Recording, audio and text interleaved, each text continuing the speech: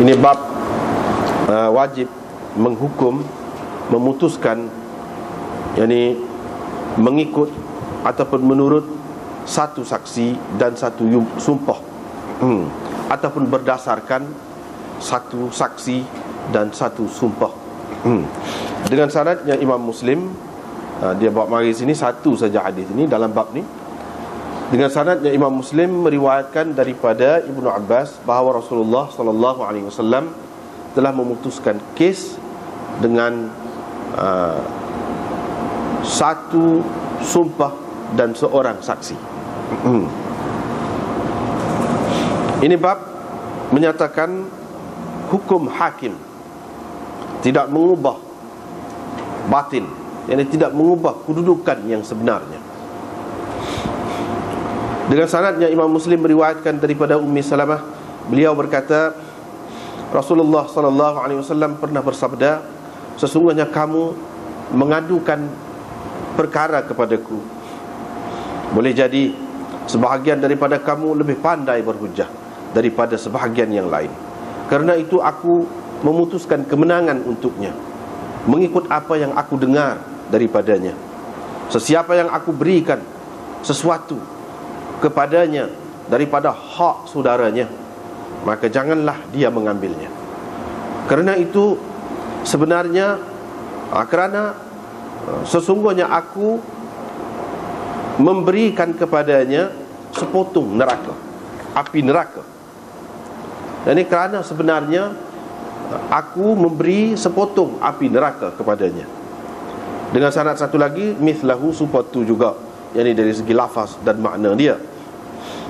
Dengan sanad satu lagi daripada Ummi Salamah bahawa Rasulullah sallallahu alaihi wasallam pernah mendengar riuh rendah, jalabah ataupun gegel orang yang bertengkar di pintu rumahnya. Fa kharaja ilaihim, Nabi sallallahu alaihi wasallam keluar kepada mereka. Lalu baginda bersabda, sesungguhnya aku hanya manusia. Orang yang membawa kes datang kepadaku, boleh jadi sebahagian daripada mereka lebih pandai daripada sebahagian yang lain, yakni dalam mengemukakan hujahnya. Fa ahsibu, sehingga aku ingat dia benar, maka aku memutuskan kemenangan untuknya. Sesiapa yang aku putuskan kemenangan untuknya dengan mendapat hak seseorang muslim, maka itu sebenarnya adalah sepotong daripada api neraka. Terserahlah kepadanya sama ada mahu mengambilnya ataupun meninggalkannya. Dengan sanad satu lagi supatu juga, nahwa hadis Yunus, supa makna dia, lafaz dia tidak sama. Dan dalam hadis Ma'mar, Ummu Salamah berkata Nabi SAW pernah mendengar lajabah, bukan jalabah tapi lajabah dengan lam tu dulu, tapi dari segi makna dia sama saja, yang ni riuh rendah ataupun gegar, bising depan rumah dia. Ini bab qadiyah Hind, jadi keputusan kes Hind ataupun perkara kes Hindun.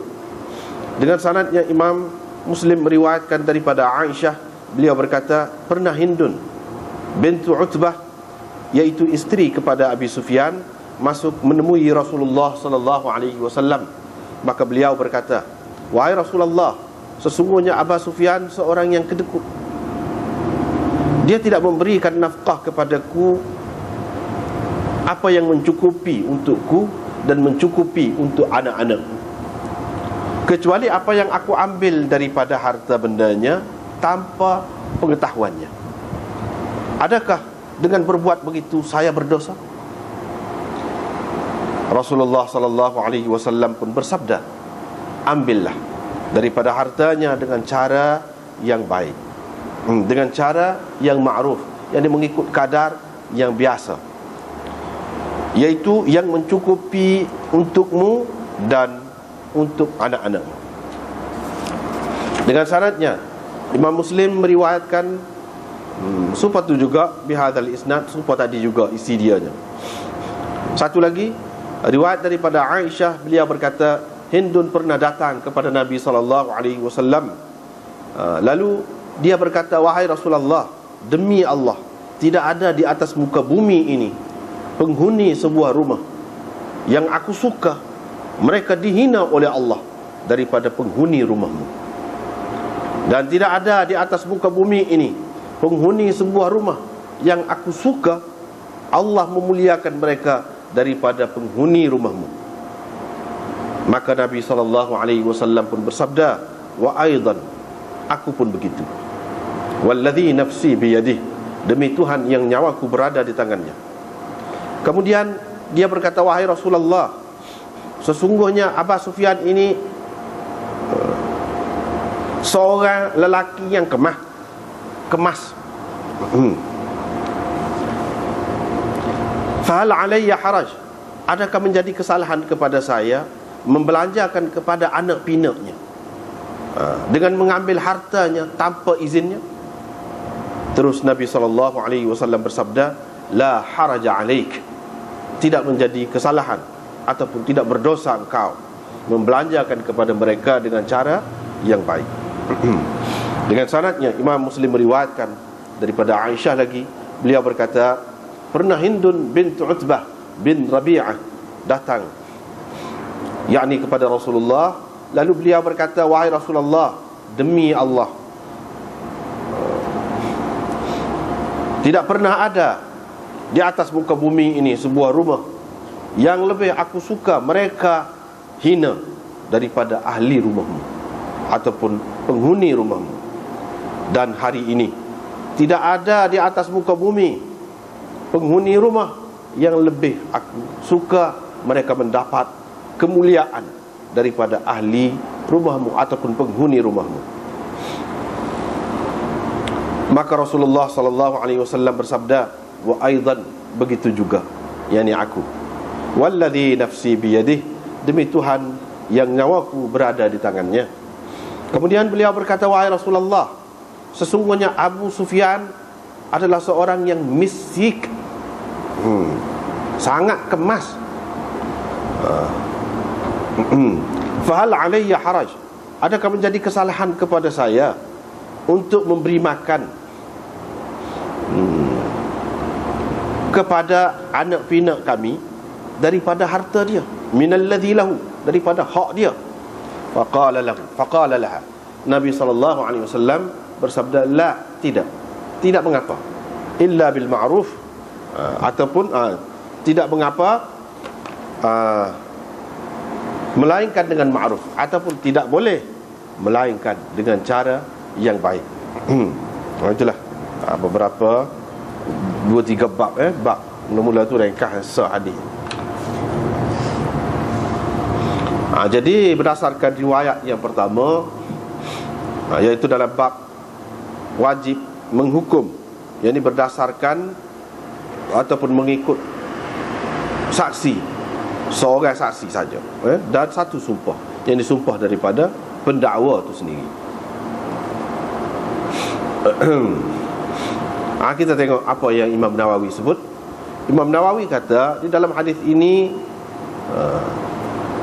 terdapat pengajaran, iaitu tentang harusnya menghukum, yakni hakim membuat keputusan berdasarkan seorang saksi dan satu sumpah, yang disumpah daripada pendakwa. Lepas tu dia kata, ulama berbeza pendapat tentang perkara ini. Abu Hanifah radhiyallahu anhu dan ulama-ulama Kufah, Sya'bi, Hakam, Auza'i, Laith, dan anak-anak murid Imam Malik, puak-puak Andalusia dari kalangan orang-orang Spanyol Andalusia, mengatakan tidak boleh hakim memutuskan sesuatu kes, yakni mengikut ataupun berdasarkan seorang saja saksi dan satu sumpah, fi syai'in minal ahkam, dalam apa-apa hukum sekalipun, dalam apa kes, dalam apa perkara sekalipun, tak boleh. Lepas tu dia kata, waqala jumhur ulama Islam, jumhur ulama Islam dari kalangan sahabat, tabi'i, dan orang-orang selepas mereka, dari kalangan ulama-ulama di pelbagai negeri itu, mereka mengatakan boleh hakim memutuskan sesuatu kes yang berdasarkan seorang saksi sahaja dan sumpah pendakwa dalam kes-kes yang berkaitan dengan harta benda. dan dimaksudkan dengannya harta benda. Inilah pendapat Abu Bakar As-Siddiq, Ali, Umar bin Abdul Aziz, Malik, Syafi'i, Ahmad dan fuqaha Madinah dan sekalian ulama Hijaz dan lain-lain lagi. Hujjah merekanya iaitu banyak sekali hadis-hadis dalam masalah ini diriwayatkan daripada Ali, Ibnu Abbas, Zaid bin Thabit, Jabir, Abi Hurairah dan lain-lain lagi, banyak sekali. Qala al-huffaz, hafiz hadis mengatakan hadis yang paling sahih dalam perkara ini ialah hadis Ibnu Abbas. Ibnu Abdul Bar berkata, tidak ada sesiapa pun yang mempertikaikan sanadnya. Qala wala khilaf baina ahli al-ma'rifah, tidak ada khilaf di kalangan orang yang reti tentang hadis ini, tentang sahihnya. Kemudian dia kata hadis Abu Hurairah dan Jabir dan lain-lain hisan, tarafnya hasan. Wallahu a'lamu bis-shawab. Kata dia. Jadi kita sudah tengok dasar ni Pak Imam Nawawi sebut iaitu ada khilaf di sini. Dan dia sebut Imam Abu Hanifah orang ni mengatakan tak boleh, kalau nak berdasarkan saksi dia kena 2 saksi sekurang-kurangnya. Dia kena 2 saksi sekurang-kurangnya. Tak boleh seorang saksi dan satu lagi sumpah, dalam bentuk sumpah daripada pendakwa tu tak boleh lagu tu. Adapun hak jumhur ulama, lepas tu dia sebutlah orang ni termasuklah Imam Malik dan Imam Syafi'i, Imam Ahmad, mereka mengatakan boleh dalam kes yang berkait dengan harta benda. Tetapi dalam bukan semua kes lah, setengah-setengah kes lah, iaitu yang berkait dengan harta benda boleh. Sebab apa? Sebab hadis banyak, kata dia. Hadis banyak. Jadi berdasarkan hadis itu kita kena peganglah hadis itu. Dan hadis itu sahih. Macam mana kita tak sepakat? Macam mana kita tak sepakat? Kita kena pakailah. Jadi hak kata kena 2 orang saksi gapo ataupun lebih lagi itu dalam kes-kes yang berlainan. Dalam kes-kes yang berlainan. Adapun yang berkait dengan hak ni sudah memadai iddah. Walaupun hak terlebih baiknya bagi mereka pun kalau ada 2 orang saksi lah dalam kes yang berkait dengan harta benda ni, tapi tidak mesti. Itu kata mereka. Jadi bagi hak pihak salagi tu, hak tak terima, dia kata kena 2 orang saksi, dia kata tak boleh, tak kena tu demo tu, kata dia. Gitulah kira-kiranya. Sebab apa? Cuba tengok Quran, kata dia. Cuba tengok Quran. Wastashhidu shahidaini min rijalikum fa in lam yakuna rajulain farajulun wa imra'atan mimman tardawna minasy syuhada. Itu dia. Cuba tengok ayat tu, kata dia. Carilah saksi 2 orang lelaki di kalangan kamu. Min rijalikum, dari kalangan kamu, 2 orang. Kalau tidak 2 orang lelaki, kalau tak boleh, farajulun wa imra'atan, seorang lelaki 2 orang perempuan. Maknanya 2 orang perempuan itu menepati ataupun sama dengan seorang lelaki. Jadi kata mereka, ni cuba kita baca ayat sebelum pada tu lagi. Ini berkait dengan harta benda. Idza tadayantum bidainin ila ajalin musamman faktubu wal yaktub bainakum katibun bil adl. Dan seterusnya, pergi jumpalah ayat tadi. Jadi hak ni duk cerita tentang harta benda lah, kata dia. Bukan cara nak menikah kau gapo dak ni. Tak ada kes lain ni, kes berkait dengan harta benda. Jadi Tuhan kata 2 orang saksi lelaki. Hadis ni lagu mana pula hadis ni? Hadis ini kata dia kalau kita pakai hadis ahad, bermakna hadis ini memansuhkan Quran. Tak boleh, kata dia. Dalam kaedah mereka tak boleh. Hadis walaupun sahih tak boleh kita tambahkan daripada hak Quran. Quran kata 2, kita kata boleh seorang, atau kita buat lagu lain lah. Berdasarkan hadis tak padat. Nak batalkan hak Quran itu, dia kata ini termasuk dalam bab nasakh. Dan hadis tak padat nak memansuhkan hukum Quran. Jadi tak dapat, tidak kena 2, kata dia. Tak boleh seorang. Hadis ni kena ketepikan lah, sebab dia bercanggah dengan hak lebih kuat. Bercanggah dengan lebih kuat. Ataupun kalau kita nak terima juga hadis ini, kata dia, mungkin kita pakai untuk kes-kes tertentu. Tidak boleh nak umum untuk buat kaedah umum, tak boleh. Untuk semua perkara boleh berlaku, mana berkait dengan harta benda ni tak boleh. Tak boleh lagu tu. Kira-kiranya Nabi kira padan lah ni kes ni untuk seorang saksi, padan dengan seorang saksi, dan satu sumpah sudah padan. Itu dia kata. Dan hak ni masalah waqi'atu hal, orang panggil la umuma laha. Ini peristiwa khusus yang tidak boleh dijadikan sebagai kaedah umum, tak boleh. Kata dia. Tak boleh. Itu perkara yang kedua. Yang ketiga, dia bercanggah dengan hadis yang lain.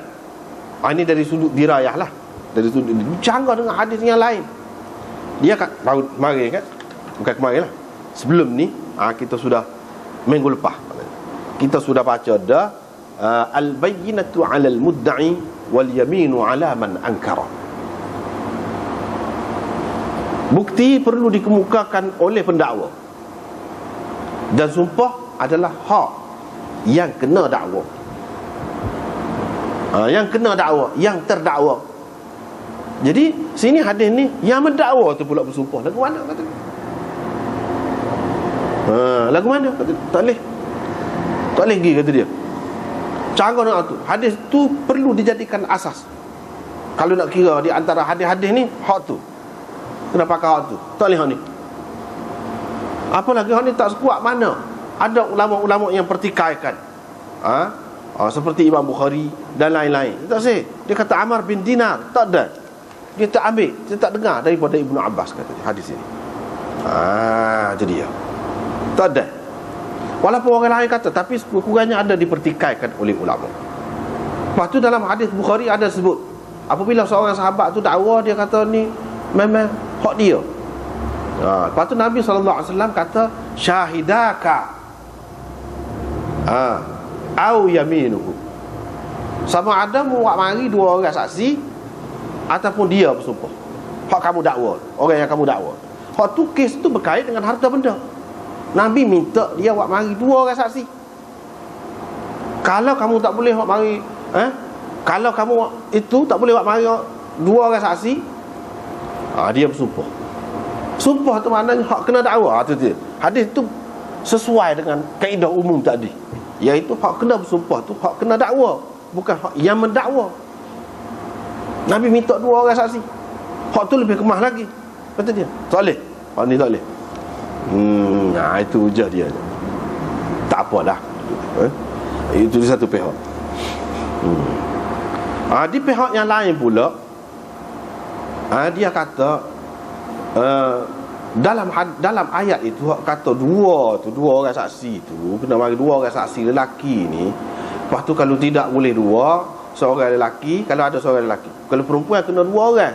Artinya seorang lelaki sama dengan dua orang perempuan. Kalau yang memerlukan saksi lebih lagi, begitulah keadaannya. Mana kalau perempuan berlakon, kena dua-dua pak jadinya. Begitulah seterusnya hak lain-lain, hak perlu lebih lagi daripada tu, jadi dua. Dua orang perempuan sama dengan seorang lelaki. Gitulah kata dia. Adakah hak ni memang suatu perkara yang tetap dengan arti hukum, mana tak boleh pindah, tak boleh ubah dah ni. Tak boleh ubah dah. Memang tetap lagu tu. Kau lagu mana? Dengan sebab itu di kalangan ulama-ulama, terutama kemudian macam Ibnul Qayyim umpamanya, begitu juga Syekh Muhammad Abduh, mereka mengatakan sebenarnya wastashhidu syahidaini min rijalikum, ini amar di sini bukan amar lil wujub, tidak, tetapi amar di sini amar irsyadi, kata dia. Sebab apa? Kalau kita nak pakai wajib, semestinya hak sebelum pada tu. Idza tadayantum bidainin ila ajalin musamman faktubu, kena tulis. Jadi bila setiap kali nak beli, nak berurusan hutang piutang dan sebagainya, kena tulis. Baik, Tuhan suruh situ tu, perintah juga.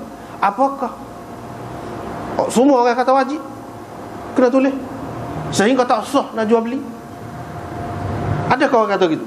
Kamu, hai orang-orang Syafi'i, nah, kamu kata lagu tu ke? Tak. Kamu, hai orang-orang Hanafi, kamu kata lagu tu ke? Tak. Tanyalah siapa-siapa pun. Tak. Bapa? Bapa tak. Bermakna tidak semestinya setiap perintah itu dia memberi makna wajib, dengan arti kalau kita tak buat itu dosa. Ada kalanya dia memberi makna molek saja. Tidak sunat pun.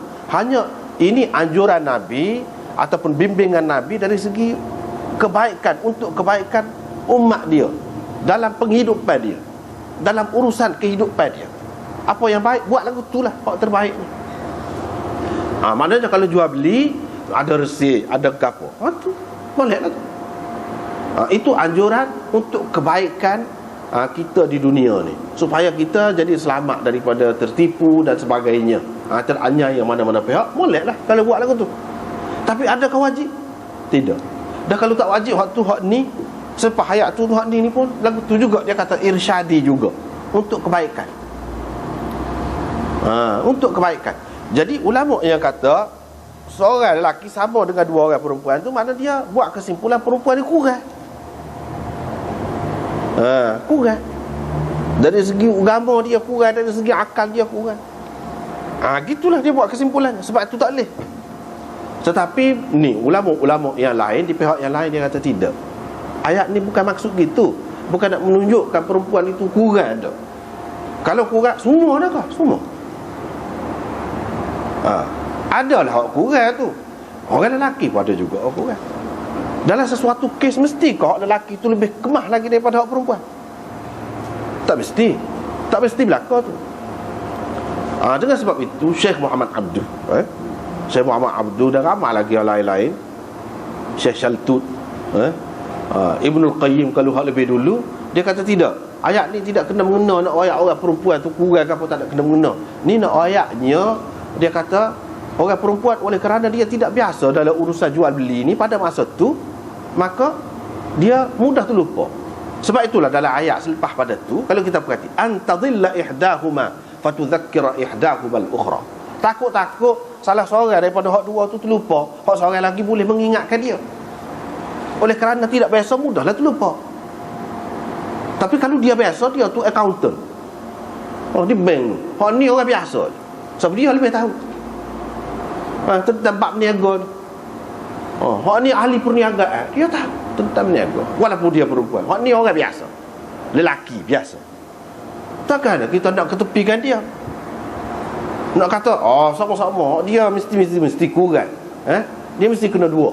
Sebab apa? Semata-mata nak ikut ayat tadi. Sedangkan ayat tadi tidak terang, bahkan dia ayat dah sebab dia tu.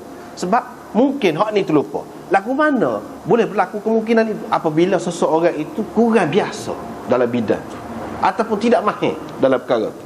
Begitu juga dalam perkara-perkara lain, kalau dia tidak mahir. Lagu tu lah.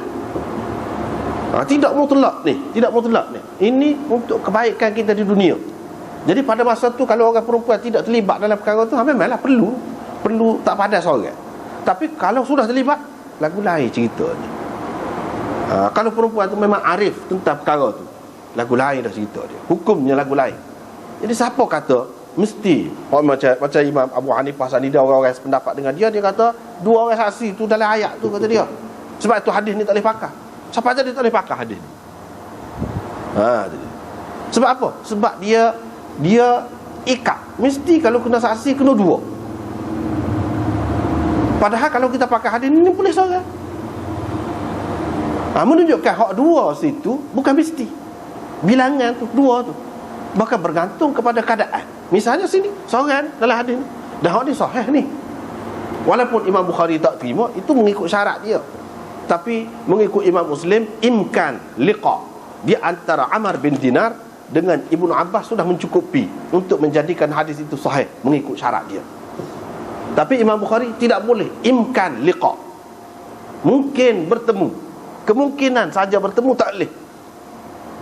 Dia mesti kena pernah bertemu walaupun sekali, kena terbukti gitu, barulah Imam Bukhari kata hadis itu sahih, baru kita boleh terima. Kalau tidak, tak boleh. Sedangkan sini imkan liqa ada, cuma tidak sabit Thubut liqa, tidak sabit mereka bertemu, tak jelas tu. Walaupun sekali, tetapi kemungkinan sebab mereka hidup sezaman dan dia dah bertemu dengan orang lain, orang lebih tua daripada Ibnu Abbas, dia dah bertemu. Jadi Ibnu Abbas dia lebih-lebih lagi lah, bukan muda, kau boleh bertemu. Lepas tu bukannya, masalahnya hadis ni bukan diriwayatkan oleh Ibnu Abbas saja, banyak ni. Dan ini bukan hadis ahad, naik lagi daripada hadis ahad, bukan aziz, lebih tinggi lagi. Tetapi hadis ini, iaitu hadis ini hadis masyhur.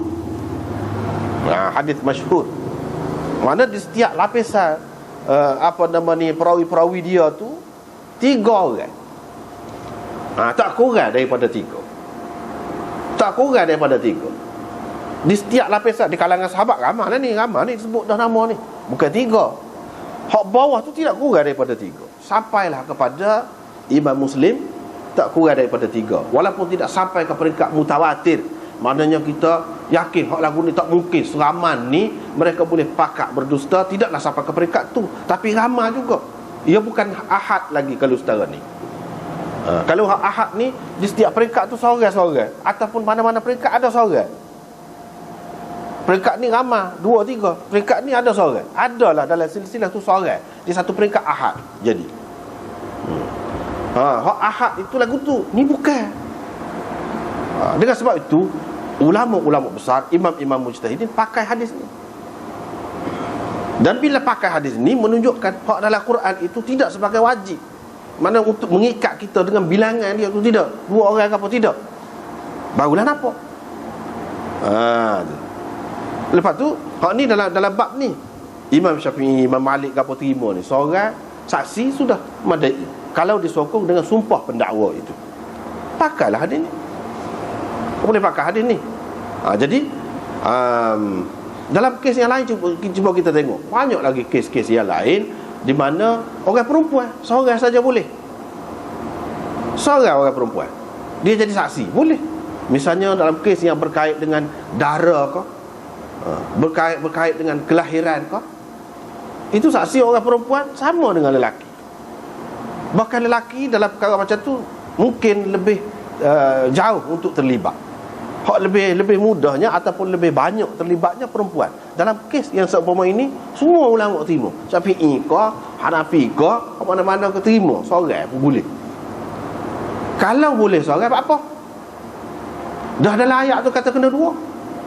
Lepas tu lelaki pula. Kalau tidak 2 orang lelaki, seorang lelaki, 2 orang perempuan, apa tak pakai hak tu? Ini menunjukkan berkait dengan kehidupan kita. Jadi anjuran di situ untuk kebaikan kita. Supaya juga di sini dalam kes kelahiran kau perempuan itu, dia jadi bidan kau apa, dia lebih tahu. Dia lebih tahu daripada lelaki. Begitu juga berkenaan dengan darah dan lain-lain lagi lah. Berkait dengan orang perempuan, lebih khusus dengan orang perempuan, diterima pula di situ. Ini menunjukkan sebenarnya iaitu kemahiran ataupun penglibatan masing-masing orang itu sejauh mana dalam perkara itu.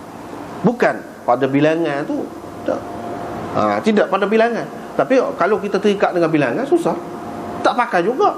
Misalnya orang Syafi'i tak pakai hak ni, sini seorang saksi, 1 sumpah boleh, tidak 2.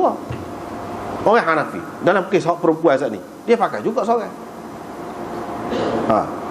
Dalam kes saksi, misalnya tengok anak bulan, seorang berpada dah, tidak 2 orang lelaki. Jadi maknanya kita tak boleh tengok sesuatu tu, tengok orang tu saja, lepas tu nak bawa ke lain semua gitu, tak boleh lah gitu. Bahkan yang dia sebut itu adalah nisab yang terbaik sama-sama pun. Yang terbaik, yang lebih sempurna memang gitu, boleh terima. Nak kata mesti terikat dengan hak tu dalam semua keadaan, semua perkara. Kalau kata saksi kena 2 kan, dah lagu tu ulama tak terima je. Dalam kitab-kitab fiqh, kitab apa pun memang jelas. Seorang pun ada kalanya boleh. Bukan semua kes. Jadi hak ni kalau kita nak pakai, kita pakai belakang. Hak lebih baik ni kita pakai belakang. Hak Nabi SAW kata 2 orang saksi, ataupun seperti dalam ayat Quran tadi, 2 orang saksi, hak tu namanya hak lebih baik. Ataupun dalam kes-kes yang besar-besar, harta tu banyak, Harta pun kalau kita buat secara mutlak, setiap harta seorang saksi yang boleh. Dan satu sumpah boleh berlaku.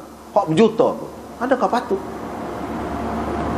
Kalau hak beratus-ratus mungkin boleh lah. Ya guni. Tapi kalau hak berjuta, molek pakai hak tu. Hak dua orang saksi tu. Hak dua orang saksi. Tapi adakah? Mana kalau perempuan kena pak sebagai ganti dua orang saksi tu? Itu ada khilaf lah seperti yang kita sebut tadi.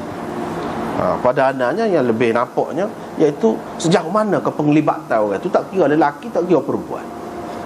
Tetapi dalam bab muamalah pada masa ayat Quran itu turun, dalam masyarakat Arab tu, dalam masyarakat pada masa tu, tak kira selain daripada Arab pun lebih banyak orang lelaki yang terlibat.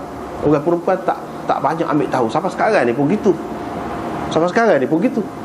Jadi dengan sebab itu dalam ayat tu disebut bilangan tadi. Sebab orang lelaki lebih biasa.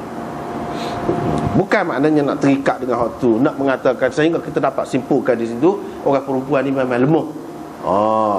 Jadi tengok dalam saksi, dia seorang lelaki sama dengan dua orang, tak boleh kita buat kesimpulan gitu.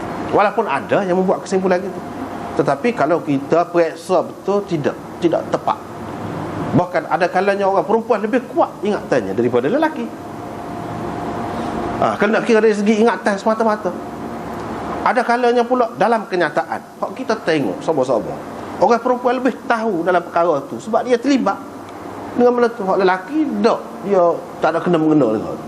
Takkan kita nak buat dia tu kurang, nak kata dia kurang.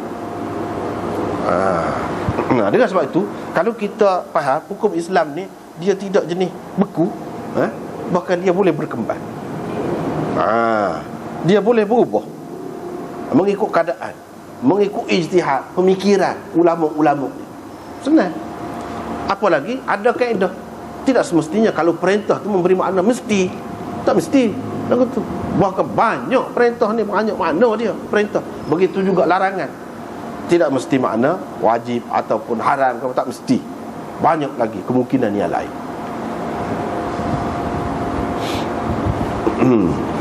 Jadi hadis ini kita boleh pakailah di tempat dia. Pakai di tempat dia. Misalnya dalam kes-kes harta benda yang tak banyak mana, boleh. Boleh. Tapi kalau banyak, kita tak usah pakai, dia pakai hadis lain. Yang Nabi minta dua orang saksi tu apa? Tak payah kita kata mana-mana satu daripada hadis itu sudah mansukh, tak payah. Kita pakai semua, itu lebih baik.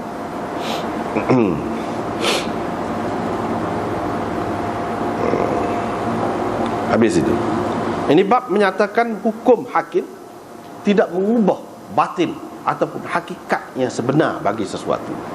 Yakni kalau sesuatu itu haram, hakim kata halal, tidak jadi halal. Ataupun sebaliknya. Jadi hak ni hakim kata hak mula kan lagu tu hak kamu. Jadi kamu ambil lah hak kamu. Padahal tidak betul. Hak sebetulnya hak kawan tu. Jadi apakah halal untuk kawan tu yang telah diberikan oleh hakim? Ada hakim menangkan dia, halal ke? Tidak halal. Itu makna tidak mengubah hakikat. Kalau bukan hak dia, tidak halal. Lepas tu dia mari riwayat Ummi Salamah yang kita sudah baca dan terjemah tadi. Tak apalah. Di sini Imam Nawawi sebut salah satu yang dia bubuh dalam syarah, dia tidak syarah semua juga. Dia pilih-pilih. Dia pilih-pilih. Kalau kita tengok misalnya, tengoklah kalau ada Takmilah Fathul Mulhim Qamolid, banyak dia bahas. Ini panjang bahas. Jadi kita ambil sekadar yang perlu sajalah. Tengok-tengok sekadar yang perlu. Imam Nawawi pun sebut sikit juga. Dan kalau kita tengok dalam kitab-kitab lain, banyaklah perbahasannya. Tapi ini hak ringkas. Di antara yang Imam Nawawi sebut dalam syarah dia ni, innama ana bashar, aku hanya manusia, aku tidak lebih daripada seorang manusia. Itu hak kata Nabi. Yang ini sebagai manusia mungkin ada salah silap.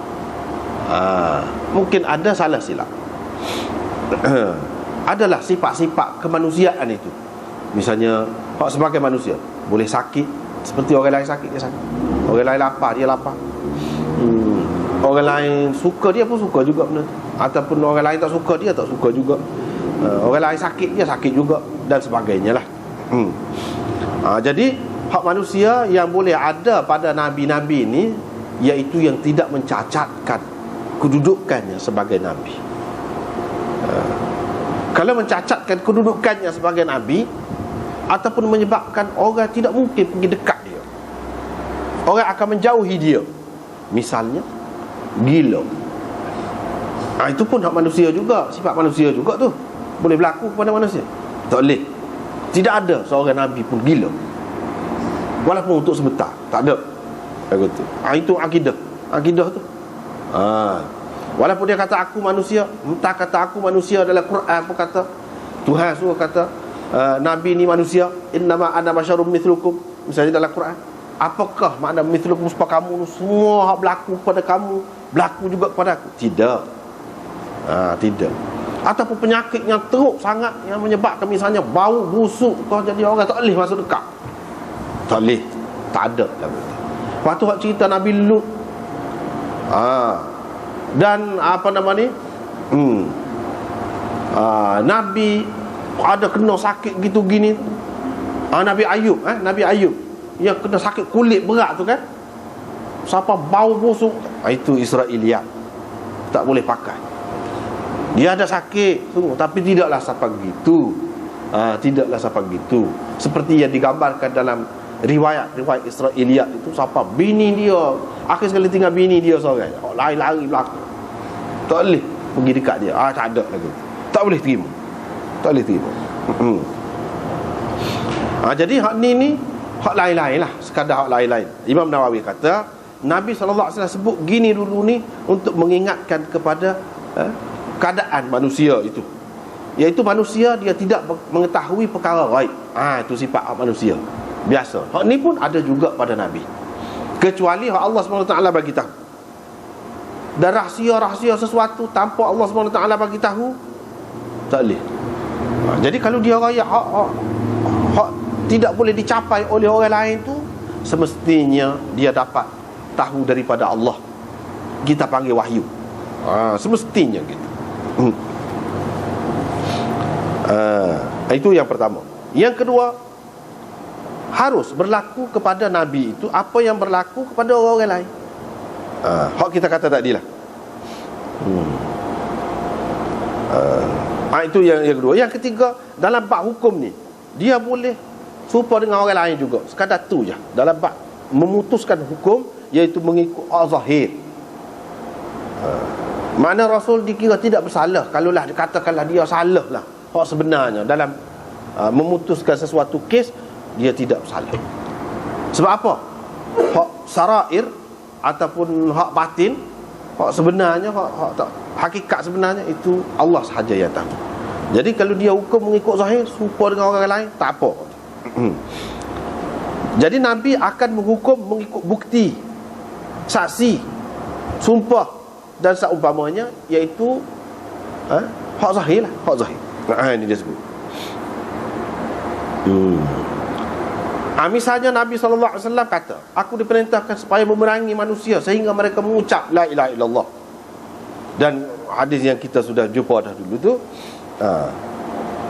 bila mereka ucap gitu, mereka sudah memelihara diri mereka, nyawa mereka, harta benda mereka daripada aku tak boleh buat apa, melainkan dengan haknya. Wa hisabuhum 'ala Allah. Tetapi hakikat kedudukan mereka terserah kepada Allah juga. Bila dia buat gitu, segala hak sepuluh orang Islam lain buat, kita kena anggap dia sebagai Islam. Nabi pun anggap gitu. Sebab itu orang-orang munafik, dia tidak bunuh. Dia tidak bunuh. Kalau nak kira boleh bunuh, dia tidak bunuh. Jadi hakikat mereka serah kepada Allah. Apalagi hak dia tidak tahu. Supaya juga ni, kalau orang tu masuk Islam pura-pura, tidak wajib dah atas dia. Dia kira sekat zahir.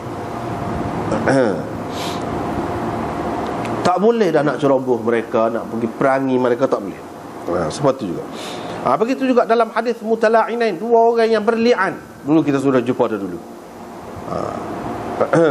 Kalau tidak sabit iman, tentu jadi hijab perempuan ini, kata dia. Jadi kerja perempuan ini. Sebab apa? Sebab perempuan itu apabila lahir kan, dulu kita sudah jumpa dah, memang betul supaya Nabi SAW kata, anak dia kalau lagu-lagu ni, maknanya hak ni. Anak dia kalau lagu-lagu ni. Tetapi dia sudah pakai mengikut prosedur biasa, hak sahih. Kira-kira tu menampakkan dia tahu. Dia tahu, tapi dia tak pakai hak tu. Dia pakai hak sahih. Dulu kita sudah jumpa dah dalam bab li'an. Seorang tu mendakwa isteri dia ni berjahat lah, kita kata, dengan orang lain.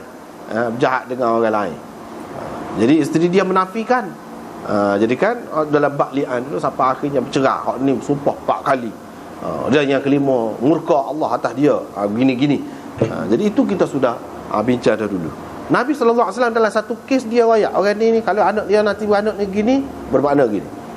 Dia tahu kira-kira tu, tapi dia tak pakai. Dia pakai mengikut zahir. Dah dia menafikan, hukum begitu. Kalau isteri dia menafikan, habis. Dan isteri dia menafikan, tidak. Dan sampai dia bersumpah. Jadi kena pakai hak tu. Dia tak betul pun pakai hak tu. Sebab suami dia tidak boleh bawa mari saksi.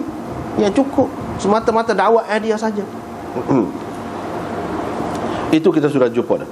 Mana Nabi SAW tidak mengikut hak dia tahu. Kalau hak dia tahu pun, hak dia tahu, Allah SWT bagi tahu, kira-kiranya gitulah. Sebab betul sebab hak dia kata tu. Anak tu tidak serupa tu lelaki perempuan, serupa dengan orang lain, hak dia dakwa. Tapi dia tak pakai. Dia pakai mengikut hak zahir. Banyaklah dulu bila kita bincang tu, kita sudah bincang banyak dah juga perkaranya di situ.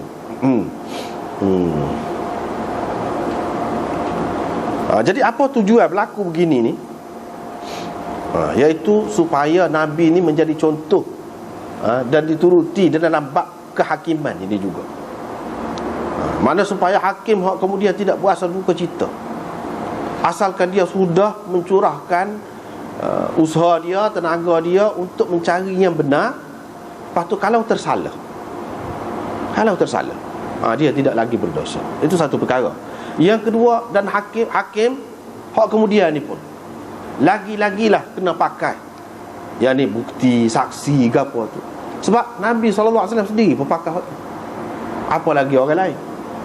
Jadi kalau salah tu tak kira, tak apa. Ini menyenangkan hati orang kemudian tu, tidaklah berasa berat, berasa terseksa. Asalkan dia sudah ikut hak zahir, supaya hak Nabi royak tu cukup dah.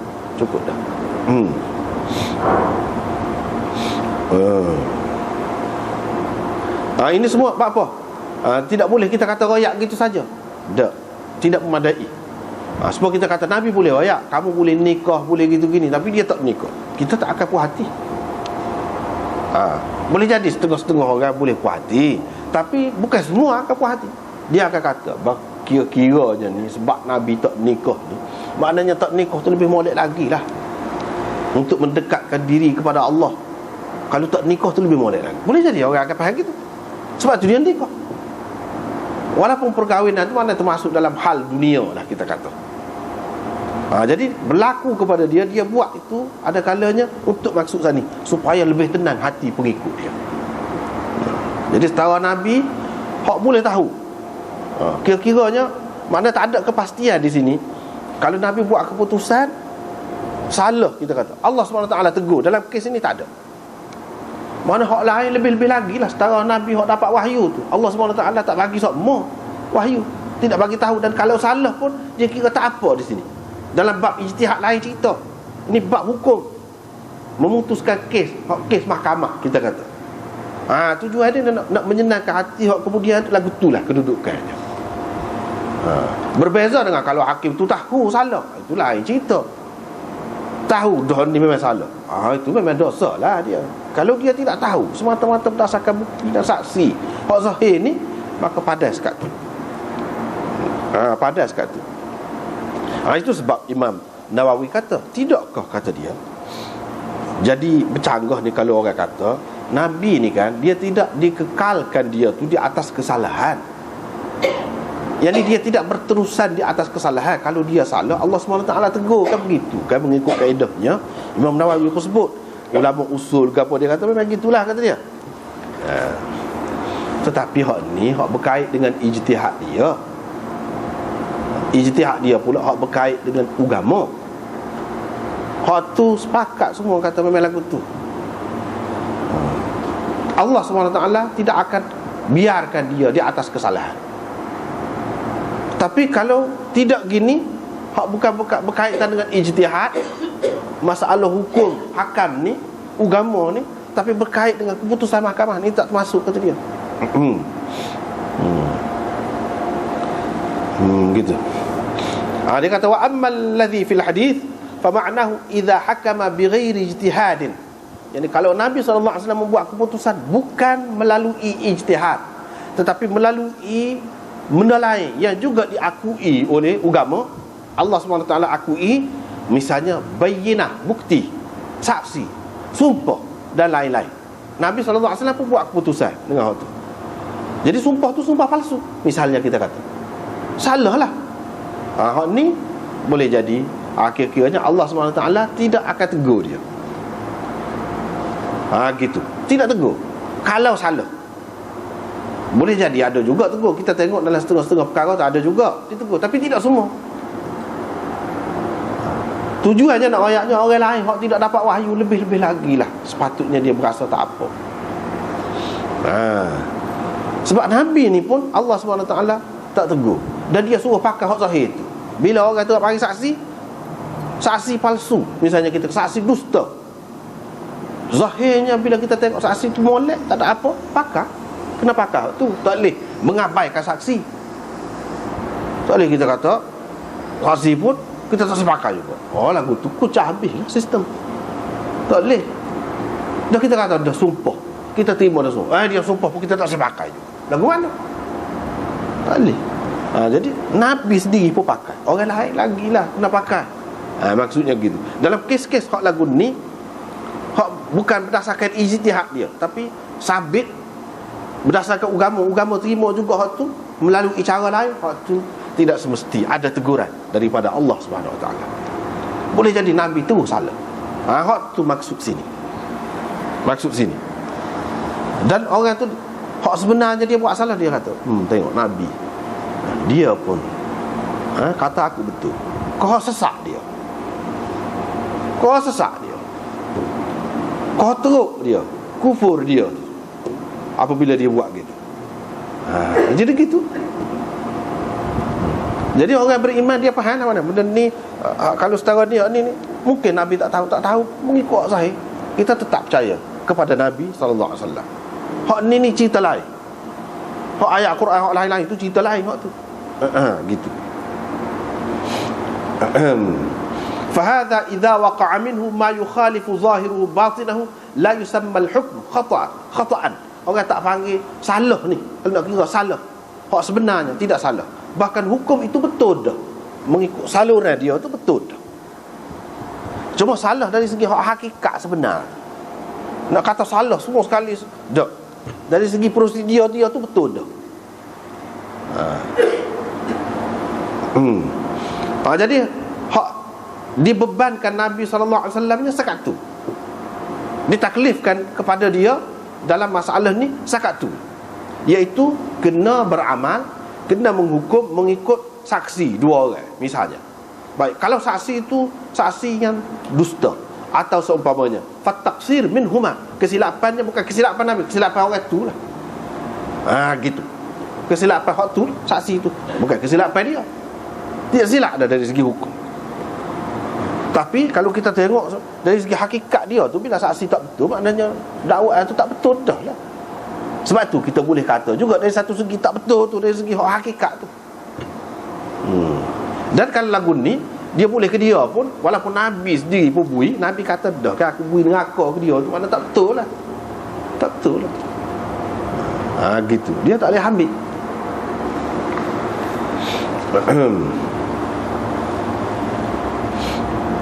Adapun hukum, tidak ada hilah situ dan tidak ada keaiban apa-apa tu, tak apa. Betul dah tu. Amma idza akhta fil ijtihad, Kalau salah dalam ijtihad berhubung dengan hukum syarak, tu memang tak boleh. Dia tu bahkan mesti Allah SWT akan tegur, hak ni bukan hukum syarak, hak ni kes tadi ni cara dalam mahkamah, bukan hukum syarak. Tidak termasuk dalam hukum tu, pelaksanaan hukum, bukan hukum, pelaksanaan hukum. Pelaksanaan itu hukumnya gini. Tetap dah. Kalau bukan hak dia, haram. Tetap dah, itu hukumnya. Tapi oleh kerana ada ni saksi dan sebagainya, sumpah palsu ni, jadi tertuduh tu. Tertuduh. Jadi pelaksanaan dia pun jadi tersalah, tak kena. Gitu.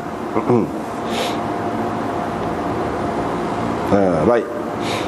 Dia kata dalam hadis ini, Imam Nawawi kata lagi, ada dalil bagi mazhab Malik, Syafi'i, Ahmad dan jumhur ulama fuqaha il-amsar dari kalangan sahabat dan tabi'in dan hak selepas tu, bahawa hukum hakim tidak mengubah batin, tidak menghalalkan yang haram dan sebagainya. Apabila dua orang saksi dusta bersaksi untuk seseorang manusia, untuk seseorang bahawa ini hak dia misalnya, benda ni hak dia, hakim pun memutuskan berdasarkan saksi itu, tidak halal bagi mahkum lahu, orang yang diputuskan kemenangan untuknya, tidak halal kepada dia harta tu, tak boleh ambil hak sebenarnya. Tapi dari segi dunia boleh lah, hakim benar dah, tak boleh nak rapat lah dengan dia nya, tak boleh nak perang lagi, pergi tetok dia, tak boleh lah. Kalau tetok jadi kes lain lah pula, tak boleh. Kira selesai. Tapi hak sebenarnya tu ada di pendakwa tu lah yang tahu. Mungkin saksi dia tu, hak dusta tu dia tahu. Tak boleh ambil. Kalau ambil maknanya harta haram. Begitu juga kes-kes lain pun begitu juga, haram. Kalau dua orang saksi bersaksi atas seseorang melakukan pembunuhan, tidak halal bagi wali, yakni keluarga yang terbunuh itu, membunuhnya dalam keadaan dia mengetahui saksi dua orang itu dusta. Tak boleh. Hakim kata boleh nak bunuh dua orang saksi, hakim tak tahu saksi itu dusta, tetapi keluarga, ayah kena bunuh ataupun anak kena bunuh, dia tahu saksi itu dusta, dia tak boleh bunuh. Kalau bunuh, dosa besar dia tak kena bunuh balas lah. Dia muka hakim benar dah, kita kata hakim tak tahu cerita, tak tuai diri saja, tak boleh. Supaya juga dalam apa kes pun.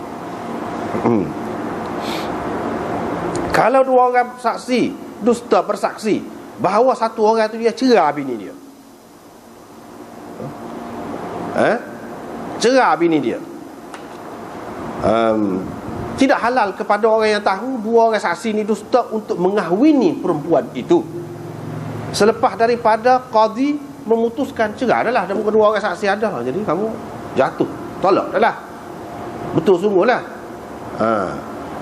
Apa nama ni, kawan ni cerah ni, jadi perempuan tu kata suami dia cerah, ada, suami dia kata tak, gitulah mana cara mahkamah lah. Saksi balik perempuan dia kata memang cerah ada, memang cerah ada. Jadi hakim pun berdasarkan saksi dia kata betul lah, cerah lah. Tiba-tiba satu orang lain dia tahu cerita ni tak betul saksi ni, misalnya saksi royak ke dia kau, kemudiannya dia royak, lepas pada kes tu dia royak, tak boleh nikah. Sebab apa? Bini orang lagi, dia tidak cerah, dia tidak cerah.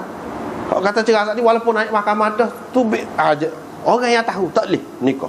Ada la yahillu mana ay yatazawwajaha ba'da hukmil qadi bil talaq, tak boleh.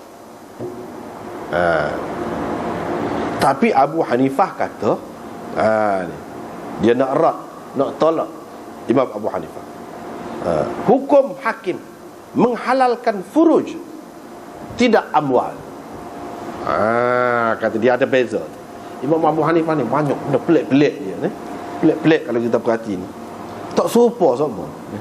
Orang kata gini dia, kot ni, kalau dalam bab furuj, Furuj ini maknanya berkait dengan seks lah, berkait dengan seks lah. Suami isteri macam saat ni tolak ke apa tu, dia kata hukum hakim sah, jadi tidak menghalalkan. Jadi hukum hakim ni menghalalkan zahir dan batin. Ada pun orang lain dia kata menghalalkan zahir saja. Kepada orang yang tak tahu boleh lah dia, boleh lah nak nikah ke misalnya kita kata pada orang yang tak tahu. Ataupun ambil ke harta tu, harta hak tak betul tu bagi hadiah ke dia, dia tak tahu, boleh lah, halal lah hak zahirnya. Tapi kalau dia tahu, tak boleh. Halal zahir, hak batin tetap tidak halal. Tapi Imam Abu Hanifah kata dalam kes furuj halal zahir batin, bukan dalam kes harta benda. Maknanya kalau sepuas tadi nak menikah perempuan, dikatakan dua orang saksi kata dia memang kena cerai dah tu, halal. Orang hak lain tu nikah dengan dia, halal. Halal ini zahir batin kata dia. Tapi kalau dia tahu dusta tak boleh. Dia nak ayat sini keputusan hakim itu menghalalkan zahir batin, bukan menghalalkan zahir sahaja. Kalau dia tahu sepuas ni semua kata tak boleh, lagu tu tak boleh. Tapi kalau dia nikah juga, dia tahu dia nikah juga, dari segi zahir sah, suami isteri kira zahir. Tapi dari segi batin dosa dia. Kalau dia tidak tahu tak dosa lah. Sebab apa? Halal zahir kepada dia, batin tidak halal, dia tahu, dosa lah. Siapa dia nak tahu? Hakim mana tahu? Ibu bapa kau keluarga mana tahu cerita sebenar. Imam Abu Hanifah kata halal zahir batin. Dia kata, Imam Nawawi kata ini bercanggah dengan hadis yang sahih ini dan ijma' orang sebelumnya, dan bercanggah dengan kaedah yang dia sendiri pakai, kata dia, iaitu al-abdha' aula bil ihtiyat. Dalam kes berkait dengan kemaluan ini, itu lebih patut lagi kena bercermat daripada kes harta benda. Apa pula dia kata halal zahir batin pula sini? Itu dia. Apa dia kata halal zahir batin pula sini? Sedangkan mengikut kaedah fiqhnya, al-aslu fil abdha' at-tahrim.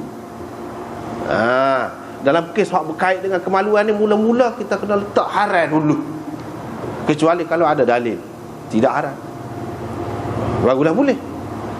Kalau tidak, kita kena letak situ dulu. Makna lebih cermat daripada hak harta benda. Ni tak, dia kata harta benda haram batin, zahirnya tidak. Ni tak, halal zahir batin. Hak tu harta benda halal zahir, batin tidak kalau tahu. Hak ni dia kata halal zahir batin, lagu mana? Jadi banyaklah hak ni, perbahasan banyak sini. Dia sekat tu ya, rekah. Jadi Nabi SAW tak builah kalau seseorang tu tahu hak sebenarnya tak leh, walaupun menang dalam mahkamah, tapi hakikat sebenarnya dia tidak menang, dia dapat neraka. Itulah kelebihannya orang yang ada akidah, orang yang beriman. Dia tidak akan buat sesuatu walaupun terlepas dari segi hak hak zahir ni, dari segi kerajaan, pemerintah, penguasa, mungkin dia lepas. Tetapi kalau memang benda tu salah, dia tidak akan buat. Sebab apa? Tak ada apa kelebihannya. Kalau kita dapat kemenangan dengan dapat mata benda yang sedikit dunia ni, lepas tu boleh neraka, tak ada apa lebih. Bahkan itu tidak akan dilakukan oleh orang yang beriman. Adapun hak Imam Abu Hanifah kata ala zahir batin ni, dia nak mengelak daripada zina. Nak mengelak daripada zina. Gitu. Dengan sebab itu, dia banyaklah kes ni, panjang orang-orang Hanafi jawab lah dalam kitab-kitab dia macam-macam. Dia kata banyak perkara kes dia tidak jadi tak sah, walaupun ada di dalam tu unsur-unsur yang tidak baik. Unsur-unsur yang tidak baik, apalagi kepada orang yang tidak tahu. Orang yang tidak tahu, misalnya kita kata kalau seorang tu jual barang, dia bersumpah, dia bersumpah bahawa dia gini-gini beli dengan harga ni murah ni, balik modal dah ni, jual ni, misalnya kita kata. Jadi kawan tu tertipu dengan dia, beli. Jadi hak sini ni. Sekarang ni maknanya tadi cerita tu tak betul. Sumpah tu tak betul. Sumpah tu ada lah dalam apa nama ni, usaha, dalam kira nak jual beli tu ada situ. Apakah oleh kerana sumpah dia tu tidak betul, maka akad jual beli yang dilakukan itu mana tak sah? Itu dia. Sah. Apa lagi kepada orang yang tak tahu gapo? Dia tak tahu kawan ni sumpah palsu, dusta. Halal lah zahir batin kepada dia. Halal zahir batin kepada dia. Tidak kita kata halal zahir saja. Mana dia tahu hak batin? Halal zahir batin kepada dia. Gitu. Tapi kalau orang itu tahu halal zahir saja kepada dia, batin tidak. Batin tidak. Itu dia. Begitu juga dia kata ada kes zaman Sayyidina Ali, satu orang perempuan tu bicara dalam mahkamah. Sayyidina Ali, dia kata orang lelaki tu buat mari saksi bahawa perempuan ni sudah nikah dah dengan dia. Hak perempuan tu kata tak nikah, tapi saksi ada cukup. Lepas tu Sayyidina Ali kata perempuan tu minta, dia ada beberapa riwayat. Dalam satu riwayat perempuan tu minta, kalau iya, mana kau kahwinkanlah. Sayyidina Ali kata dua orang saksi itu sudah mengahwinkan engkau, kata dia. Dua orang saksi itu sudah mengahwinkan engkau. Mana katakanlah kalau tak betul. Sayyidina Ali sudah buat keputusan dah ni. Sudah buat keputusan dah. Mana kalau tak betul, apakah kita nak anggap zina? Dah tak sah lah nikah. Dan dia tidak akad baru, dia pakai waktu. Jadi keputusan hakim, bila hakim dasarkan saksi, jadi dah tu. Tidak kata kena akad baru. Dengan dakwaan, hak didakwa bahawa sudah nikah dah, maknanya akad dah lah. Dakwaan dia nak akad waktu dia lagi. Ni ada saksi dua orang saksi ni telah mengahwinkan kau dengan dia. Jadi perempuan itu kemudian dia tidak tolak. Dia tidak tolak lah, nikah. Jadi baik, sekarang ni kalau kita kata tak betul, apakah keputusan hakim ni tak jadi? Kalau tak jadi bermakna zina lah hakikat dia. Walaupun dari segi zahirnya, dari segi zahirnya sah dah. Sebab hakim buat keputusan, kalaulah kita kata keputusan hakim ni mengikut zahir saja, tidak melibatkan hak batin, jadi apakah berzina? Nak mengelak daripada zina berlaku dalam kes-kes seumpama ini berterusan dan anggapan yang tidak baik, dia kira keputusan hakim, misalnya dalam kes tadi mahkamah, hakim kata jadi dah lah, so, tak payah akad lain dah, kira jadi dah. Kalau sebenarnya memang tak akad sungguh pun, kira jadi dah. Hak sebenarnya tak akad, saksi itu berlawak saja. Tapi perempuan itu lepas tu dia terima. Jadi dah tak ada akad saat ni. Jadi mana tidak menikah lah kalau nak kira. Bila tidak menikah, gaul dua orang lelaki dan perempuan jadi lagu mana? Di sinilah dia kata keputusan hakim itu menghalalkan zahir batin. Kalau menghalalkan zahir saja, dari segi zahir sajalah. Hak sebenarnya jadi anak tu anak zina, dia berzina. Tak boleh, kata dia. Hakim dia setakat hak zahir, setakat dia tahu, gitu je kata dia. Tidak lebih daripada itu. Dan keputusan dia itu seperti mana kes-kes lain kan, hakim boleh menceraikan. Boleh kan? Boleh cerai, boleh pasah. Itu kuasa hakim. Begitu juga hak ni. Dia kata. Jadi keputusan dia tu setakat mana hak zahir lah. Jadi berdasarkan hak zahir tu kita kira halal zahir batin. Hak sebenar di sisi Allah serah kepada dia. Gitu. Kalau kita kata keputusan hakim itu hanya laku pada zahir saja, hak batin tu jadi lagu mana? Hak batin tu jadi lagu mana saat ni? Tidakkah bahaya? Tidakkah besarnya berlakunya pula? Jadi nak mengelak daripada hak tu, kecuali kalau perempuan tu tak sah juga. Tak sah juga. Dia bersumpah, dia begitu begini. Barulah lain cerita. Tapi kalau sekadar tadi, keputusan hakim sudah cukup. Sudah cukup. Itulah yang kata Imam Abu Hanifah. Dia kata keputusan hakim menghalalkan itu. Halal itu halal zahir batin itu dalam keadaan tadi. Dalam keadaan tadi. Bukan dalam semua keadaan. Harta tidak jadi halal, dia kata. Dalam kes abdad tadi. Sebab apa? Dia akan menyebabkan jadi zina kalau tidak. Nak mengelakkan daripada hal itu. Dengan sebab itulah kita tengok kan, ulama-ulama dia kalau dalam mazhab Syafi'i, kalau nak menikah ni dia kena saksi orang adil.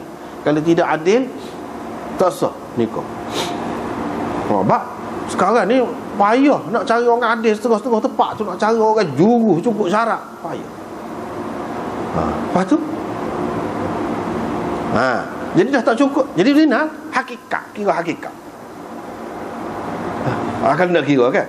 Dengan sebab itu ulama dia pergi cari hak lain. Dalam mazhab Malik, dalam mazhab lain dia kata saksi fasik pun boleh juga dalam bab kahwin ni. Apa dia longgar? Sebab takut sani lah. Takut sani. Jadi gitu. Jadi gitu. Supaya juga Imam Abu Hanifah dia takut tu. Sebab tu dia lari ikut lain. Itulah secara ringkasnya. Dan banyak lagi lah perkara-perkara yang lain berhubung dengan hak ni. Tapi dalam berkait dengan harta benda, mana tak boleh makan orang tu kalau dia tahu. Misalnya perempuan tadi kalau memang tidak kahwin, dia tahu kan, dia je boleh, dia bersetubuh dengan keputusan hakim tu. Boleh halal, zahir batin. Itu maksud Imam Abu Hanifah. Tapi kalau harta, dia tahu memang bukan hak dia, boleh dia makan? Tak boleh. Halal tu dari segi zahir saja, mahkamah saja. Dia tahu hakikat, dia tak boleh makan. Itu maksud Imam Abu Hanifahnya. Adapun hak ni berkait dengan harta benda, kata dia. Berkait dengan harta benda memang tak boleh kan? Hak seseorang Muslim ni hak berkait dengan harta benda. Dan Nabi SAW sebut sini hak seseorang Muslim. Dia kata sesiapa yang aku bagi kepada dia hak saudaranya. Apa sebut saudara? Dia nak kita ingat, lebih ingat. Bukan orang lain ni. Hak kita berurusan ni adik-beradik. Jadi adik-beradik patut kita buat lagu tu, bawa saksi palsu, bagi sumpah palsu dan makan hak dia. Adakah patut? Itu tujuannya nak mari dalam hati dia tu. Halangan yang mencegah dia apabila ingat ni saudara. Lepas tu sebut pula Muslim. Patut kau orang Muslim kita buat lagu tu? Tidak patut. Imam Nawawi kata qaid Muslim ini kharaja makhrajal ghalib. Ini mengikut hak biasa dalam masyarakat Islam. Makan sama Islam. Bukan bermakna orang kafir boleh makan. Kalau orang kafir kita dakwa, bukan. Memang hak dia, kita dakwa hak kita. Lepas tu cara-cara lawyer kita pandang benar kita. Boleh kita makan gitu? Tak. Imam Nawawi kata, "Walaysal murad bihi al-ihtiras min al-kafir. Fa inna mal adh-dhimmi wal mu'ahid wal murtad fi hadha kamalil muslim." Supaya harta orang Islam juga tak boleh makan, tak tu kalau harta orang, tak boleh. Dia kafir pun. Lepas tu sebut Muslim sini. Ini mengikut kebiasaan dalam masyarakat Islam. Hak ramanya Islam lah. Sebab tu Nabi sebut gitu. Biasalah lagu ni sebut kebiasaannya. Seperti yang disebut dalam ayat Quran kan, warabaibukumul lati fi hujurikum. Dan anak-anak tiri yang di atas riba kamu. Lepas tu kalau anak tiri tidak atas riba, boleh nikah lah. Tak boleh juga. Hak ni nak ayatnya dah anak tiri tu kita perah je kecil atas riba kita dan sebagainya, nak menikah tak pernah sabar lah. Itu mengikut kebiasaannya. Kebiasaannya. Bukan makna hak kata haram nikah tu anak tiri. Hak kita perah atas riba sejak kecil, kalau hak besar boleh nikah, tidak haram. Tidak lagu tu. Supaya juga sini. Jadi ni mengikut hak ghalib. Jadi kadang-kadang dalam nas syariat ni, Quran atau hadis ni, dia sebut mengikut hak ghalib. Bukan makna ihtiraz. Jadi qaid itu bukan qaid ihtirazi, tetapi qaid ittifaqi, orang panggil dalam istilah dia. Ni qaid ittifaqi, bukan qaid ihtirazi. Mana kalau ihtiraz nak ayat Muslim ni, nak ayat kalau orang lain tak apa. Itu makna ihtiraz. Sebut Muslim tu nak mengingatkan kita bahawa orang lain tak apa. Itu makna qaid ihtirazi. Bukan lagu tu sini ni. Tapi qaid ini qaid ittifaqi. Biasalah. Mana kalau dalam masyarakat Islam, orang aman ni Islam. Begitu. Bukan bermakna harta orang kafir kita boleh bahang. Kita boleh ambil dengan apa cara sekali. Tak boleh. Hak boleh dia tidak sebut kafir harbi. Hak tu lain. Kalau kafir zimmi tak boleh. Muahid bukan kafir zimmi, bukan duduk di bawah pemerintahan Islam, tak setia kepada pemerintahan Islam, tak. Kafir luar negeri lain-lain, tapi ada perjanjian damai di antara kita dengan dia. Ada perjanjian damai. Mana dia pun tak seperai dengan kita, nak baik-baiklah. Dalam perkara-perkara dunia ni nak berhubung lah. Tak boleh juga. Hak murtad pun tak boleh juga sini. kata Imam Nawawi. Serupa dengan harta orang Islam juga. Begitulah. Kemudian babu qadiyatihin. Ini sekatu dulu lah. Ini kita baca semula. Wallahu a'lam.